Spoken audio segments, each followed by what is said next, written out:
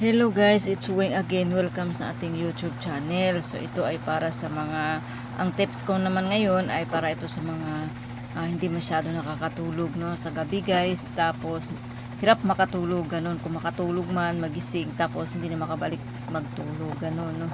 Kasi guys, alam natin na sa edad natin ngayon, sa edad ko ngayon guys, no, ay ganun na din ang pakiramdam ko guys no. Or ganun na talaga na minsan hirapan ako magtulog kasi nga so, siyempre sa kaidaran na siguro, ganun po, no? So, ang ginawa ko guys, nagbabad lang ako ng cloves, no?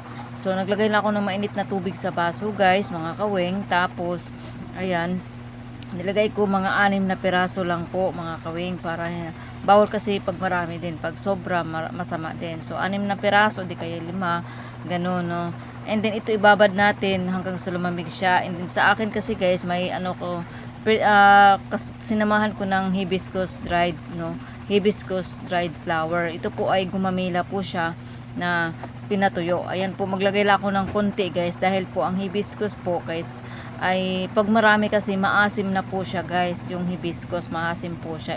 Yan po, magkukulay po yan pagka maraming hibiscus, magkukulay yan pula, no. Pero kasi ay medyo maasim kasi yung hibiscus, kaya kunti lang nilagay ko. Ayan, maingay dito kasi may dumaan na aeroplano. Yan po ang hibiscus guys, nabili ko sa TikTok.